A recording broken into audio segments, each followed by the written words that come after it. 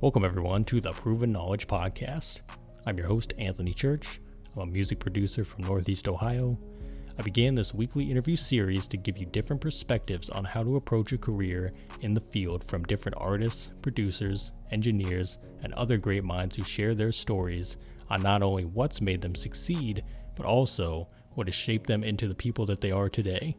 I hope you gain some real proven knowledge from the show, and that it helps elevate you in your endeavors on your own journey towards success as well. Let's get into it. What's going on, everyone? Welcome to episode 174 here on the Proven Knowledge Podcast. This is the Creator Series. Today I welcomed an artist and a producer from Philadelphia, Pennsylvania. His name is Azzan. If you remember, in 2021 I had King Shampz, and in 2022 I had Blak as guest stars. They are co-label mates with Azzan on Dead Wrong Records, the Philadelphia-based label. Again, very familiar with all these guys, and it was great to finally connect with Azzan. I've heard so many good things about him, and we had a great discussion today. We talked about, how he got into music production, the different influences, his love for many genres, and what he's learned by studying different types of music as well. He talked about, using FL Studio primarily, which is super awesome. Obviously, you guys know I'm FL Studio for life, so that's always great to hear. He talked about the different compilations that are being worked on with Dead Wrong, different solo projects, King Shampz solo album that's going to be coming out here soon, the different visuals they've been working on, and really just overall, what Dead Wrong means to him, because, when I talk to Shampz and Blak, they all kind of share a similar story as far as it's really a family affair. They've all known each other for so long, and it means so much to them just building this movement and being able to take it to new heights. And Azzan clearly shares that vision. And I think it's super great what these guys are doing, and Azzan just talking about his role in all of this and what it means to him. So I definitely was super glad to finally have him on the show. And as always, I hope you guys enjoy this one. So without further ado, let's get into it. Welcome everyone to episode 174 here on the Proven Knowledge Podcast. This is the Creators Series. Today we have another incredible MC out of Philadelphia. Good friends with our guy King Shampz and Blak as well. Dead Wrong Records' own Azzan. Welcome, man. How you doing? Thank you, man. I'm doing well. Appreciate you for having me. Absolutely. Like I said, I'm excited because this is kind of like finishing off like the Trinity almost of you guys, man. I'm just a huge fan of your guys' work and everything. And this is our first time connecting as well. And, to start off every episode, we have the guest give some background. How did you get into music? How long have you been doing it? Maybe some influences as well. Just some basics for those that might not know you and what you do. Me and my brother, that's my older brother, King Shampz. Mm-hmm. We actually blood brothers, same mom, same dad. We've been musically inclined since a young age. We went to music school. We played different instruments. I played the piano. I played the drums. So that's pretty much my introduction to music in general. Hip-hop, I started to really take interest in that at a young age also. Around like the age of 8 or 9. I started to really become an avid listener. And then my interest in production started like somewhere in middle school. And going into high school, when I was about 15, 16, I officially started to produce. And my influences, my favorite producers that really influenced me to do this are guys like Dr. Dre, DJ Premier, RZA from Wu-Tang Clan, Jay Dilla, Timbaland, Pharrell, Kanye. The Bomb Squad, I feel, are extremely underrated for what they did for Public Enemy. Mm-hmm. So a lot of those producers definitely molded me as a young producer trying to find my way and find a sound. Yeah. Those are definitely very, very big influences of mine.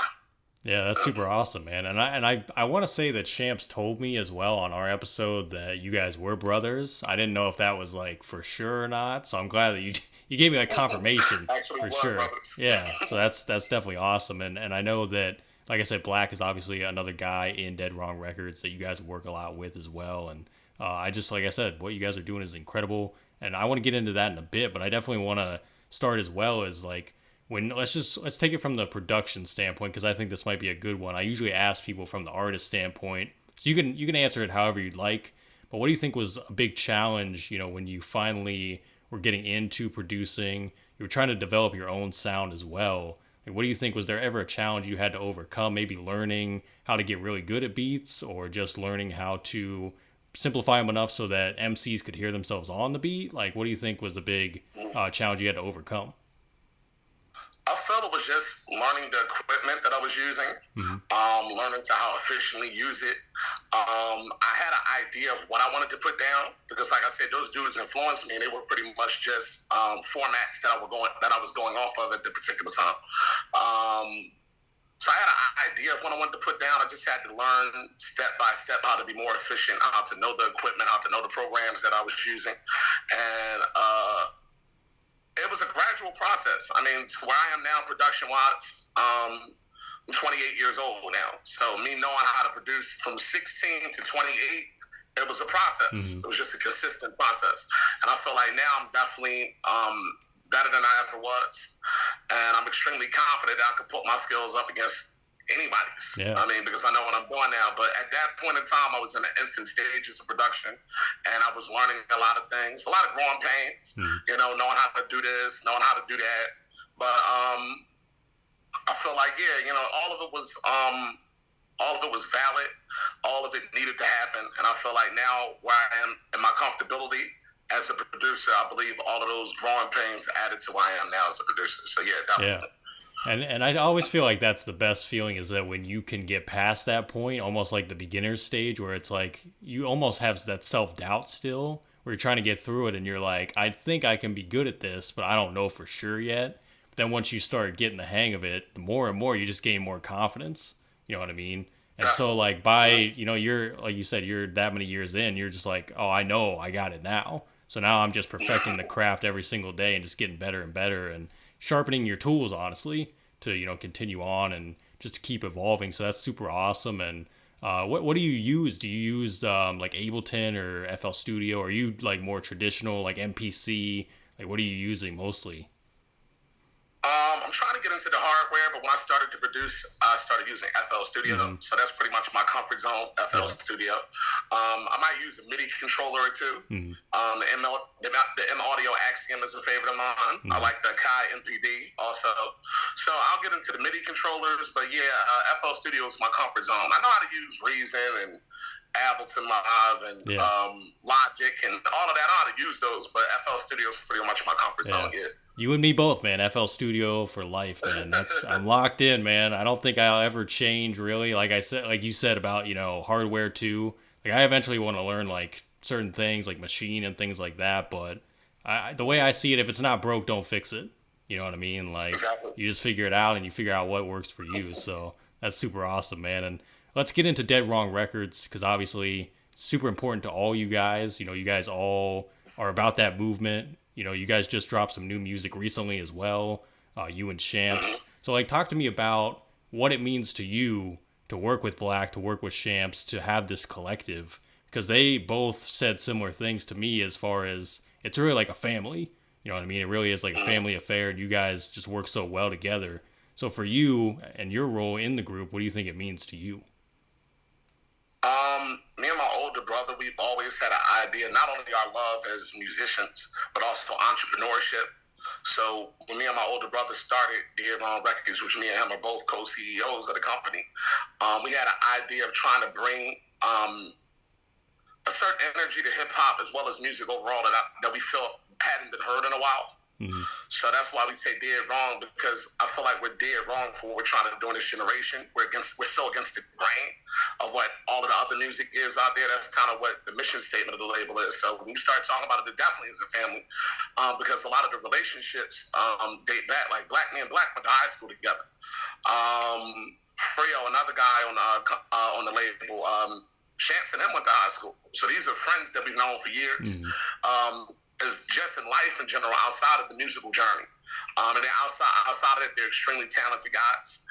And I feel like with Dead Wrong Records, what we're trying to do is not only dominate in hip-hop, we want to do well in other genres as well, such as R&B, such as pop, such as any genre that we feel we can attack and bring a certain level of originality, a certain level of creativity too. So, Right now, I feel like we're in a steady groove. Right now, we just dropped 187, West Philly 187. We just dropped that visual. That's off the upcoming project, Rise of Corleone by King Shampz. We've done that. It's been done for a while, but we're trying to set up everything promotion-wise. So we're thinking October 31st, Halloween. Nice. That'll be when that'll be dropping. Following after that, there'll be another project. There's a lot of projects in the works. So going into finishing up the fourth quarter of 2023, going into the first and second quarter of 2024, there'll be a lot of music coming from there on. Yeah. From not only Shampz and myself, Blak, Frio, other artists. We're always looking for talent to add on to this movement. So yeah, it's going to be a lot more surprises in the near future. Yeah. And I always felt like for you guys especially, it's got to mean more that you do have that kind of family energy in there, you know what I mean? Like, you've known each other for so long, and like you said, even without music, you'd still be close, you know what I mean? Music's just an extra thing in there, so I think that's really how the best movements get going, too, because you know you can trust one another, and there's just a real bond over what you guys have. So I think that's super, super great to hear. And I know because, like, he's been talking to Rise of Corleone for, like, 2 years. And I'm like, I'm still waiting. But I know he's putting a lot into it. And I'm excited for that. And the Dead Wrong compilation, because I think he said there was another one of those in the works, too, at the time with all you guys. So, and are you producing all those records then? Like, you're putting all that together then? Yeah. Yeah. Well, pretty much anything that we've released up to date, I've produced. Whether it was Blak, whether it was Frio, whether it was anybody else on the label. The whole Dawn of the Dead project I did from top to bottom a couple years back. So yeah, Rise of Corleone, I produced that whole thing. A Dead Wrong compilation is definitely on the way, as well as another project, MGM, that me and Shampz are doing. So, yeah, because, I rap also. That's not my main thing, but I definitely get behind the mic and spit some dope bars from time to time. So we're doing a project called MGM that'll be coming out probably first quarter 2024, following up Rise of Corleone. Awesome. So it's a lot of heat on the way. A lot of heat on the way, as well as solo projects from Blak, Frio, as well as other people. Yeah. Hey, hope you're enjoying the episode so far. I just wanted to take a quick minute out to let you know how you can become a monthly supporter of the show. So if you click on the show description in your podcast platform, you'll see the words support this podcast toward the bottom, and you can follow that link to sign up. You have the options of donating $1, $5, or $10 a month, and that'll be used towards making the show a better experience for you as the listener. That means new and exciting guests, giveaways, and a lot more that we can continue to provide for you. So feel free to click that link and check it out. Or visit anchor.fm/provenknowledge/support to contribute today. And for now, let's get back into the episode. Well, I'm definitely excited to see it all come out for sure. And it's gonna be a great time. And I know that a big thing that I took from Shampz as a big lesson was putting yourself out there more, whether you're an artist or a producer, doing more interviews, because I know he preaches that a lot as well. How do you view that, yourself? Have you been doing the same thing as far as getting your name out there, doing interviews, doing a lot of stuff on social media? Like, how do you view that for your own, career and what you're doing? I'm trying my best now to get more outside, to get more out there, to promote my brand personally, because I've been more of a behind-the-scenes kind of guy. My brother's more vocal. You see him doing interviews all the time, talking and promoting the brand. But since it's both me and his company, I feel I have to pick up the slack and also, contribute in the media, from the media perspective as well. Give interviews, promote the brand. And I'm trying to get more of that presence out there, more of that social media presence, more of that presence in interviews, as well as, just being visual. Yeah. Where people can see me. You know what I mean? Being visible, rather. Being visible where people can see me and I'm out and about. So, yeah. And I think the good thing about that too is that, because of how accessible things are, it's a lot easier to do now, I think. And I think a lot of people kind of overthink it. It's kind of just like finding what's right for you and, like you said, the brand and everything. And I definitely let me know if you ever need any contacts as well, because I'm always happy to share the people that I've been on their podcast. If you ever need anything, let me know, man. I'm always happy to share that as well. So. But that's super awesome, and I'm looking forward to seeing what you can do there as well. And outside of music, what do you think you're doing that kind of frees your mind to kind of let you come back to being creative, to making new music? Let's say you might want to produce a certain song, or you're looking to do a certain project, and you just kind of need a break for a minute. You go do something and come back. What do you think you're doing?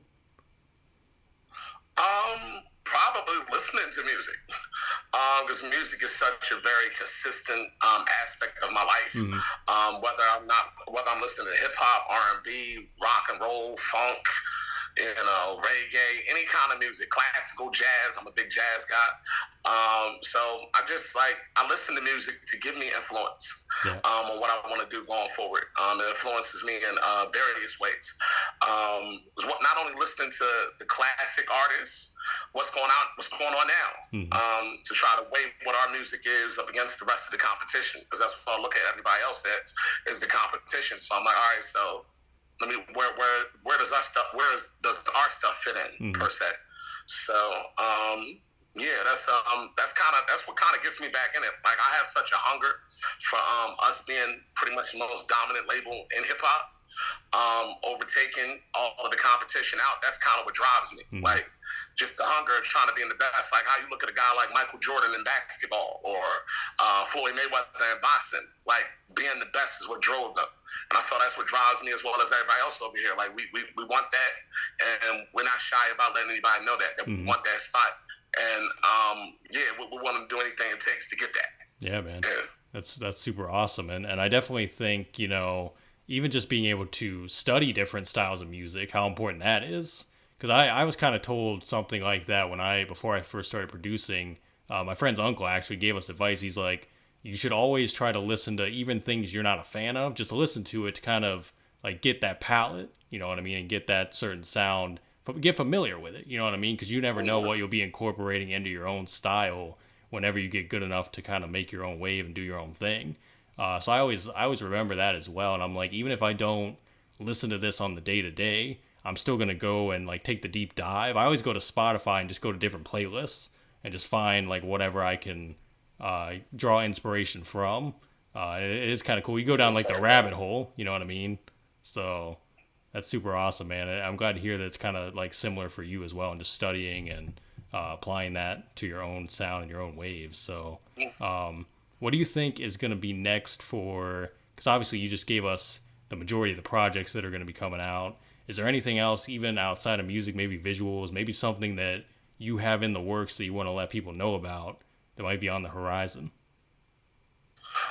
Well, of course, visuals for videos for all of the projects. We're trying to at least release 3 to 4 videos off of every project that's upcoming. We have a lot of other ideas. I mean, we want a cipher is on the way, so keep your eyes and ears open for that one.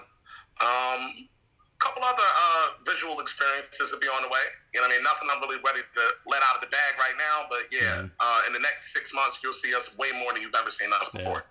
Well, that's exciting. That's exciting for sure, man. That's awesome. How do you think you view, because I think I asked this to the other two guys as well, the Philadelphia music scene? Because I don't know a ton of people from Philadelphia besides you guys, so I'm not like specifically familiar, especially with the independent artist scene, the people that are doing their own thing, making their own movements like you guys. Do you ever kind of like look at the landscape of the local scene as well? Or you're kind of just doing your own thing, locked in your own world, and kind of just going like one day at a time with the mission you guys have? Of course, you have to acknowledge what's going on in the local scene. I mean, if you're from the area, you want to keep your ear to the street. So there's a lot of different movements. I mean, a lot of the younger rappers are doing, variations of drill music in Philadelphia, stuff like that. So it's you definitely keep your ear to the streets, but I feel like our scope is much wider, and we're looking at way bigger and better opportunities for ourselves other than just being the hottest in Philly. Because for years, there's been dudes that have been great rappers in Philadelphia, but their reach hasn't really transferred to any other place other than just Philadelphia and the tri-state area. Like, people don't really know them. You bring their name up in California or their name up in Detroit, no one would even know who they were. So, I feel like you want to be an international rapper, you want to have an international movement rather than just a local movement. You know what I mean? Being a local star, because Philly is tons of dudes that were great rappers that never was able to get out of the shadows or get out of the title of being a local rapper, really. Yeah. And I feel like that's something I never wanted to put on top of us, to be considered local rappers. I want us to be international. I want us to have everything that anybody else has. I don't want to sell ourselves short rather. Yeah. By just thinking on a local basis. But I try to still keep my ears open because, I'm always looking for talent that's really run a company. So if somebody from around here is really dope and they really bring something unique and creative to the table, I'm definitely open to collaborating with them, open to trying to, build something with them. But yeah, as far as like looking at a lot of these guys as like competition, I don't look at any of them as competition. I look at the guys at the top as competition, because that's what we're reaching for. Yeah. Just taking it to new heights, honestly. So exactly. Yeah, that's awesome, man. So last few questions here, and these are ones I ask on every episode. These are more life-related questions. And the first one is, if you can go back 10 years ago, maybe give yourself a piece of advice, or maybe not change anything at all, what do you think you would do? I would just tell myself to be as consistent as I possibly can be. Know your goal, reach for it, and just stay consistent after it. I felt I was doing that anyway, but, just an extra little push would have helped. You know what I mean? But to be honest, I really don't take anything back about the journey that we've been on. I feel like it built character. It has made us wiser. We know way more about the music business. I know way more about the music business now at the age I am now than I did when I first started doing it. So, because people have to understand that this is not only just something you do for the love of. They call it the music business, the music industry for a reason. You have to know numbers. You have to know the contracts. You have to know all of these things that are part of the culture, are part of the business. So, I feel like, me learning throughout the years was definitely something that I needed to do. And I wouldn't take it back. I wouldn't take it back. Like I said, if I gave myself any advice, it would be to stay consistent. But I think, to be honest, like, all of this was needed. Yeah. It's like the growing pains have to happen regardless. Sometimes we don't want them to happen, but they got to happen. So I feel that. And if we flip that then and we say 10 years from now, where do you think you envision yourself and your career, Dead Wrong Records, everything you guys got going? Where do you think you see it going? I see us being considered one of the greatest companies that ever came out, that anyone has ever seen. We have a few hip-hop companies out here now that are doing okay. You have to respect what Yo Gotti's doing with CMG. That's a great company. TDE has been on top of the game for years. Got to give love to Griselda. There's a lot of companies that are doing well, but I want to take us to newer and bigger heights, where a lot of these people are just kind of based on hip-hop. I want to hit other genres of music, and I want to be considered in the same class in places like Motown, places like you look at LaFace, you look at Bad Boy, those type of places that sold that amount of records and had that cultural influence. That's why I see Dead Wrong Records at, opposed to just being considered a hip hop collective, and not demeaning that. If you just are known as a hip hop collective, but I want to have more of an impact, and I feel like in 10 years people will see what we bring to the table musically overall. Making really timeless music that can live on. Yeah, man. Super great.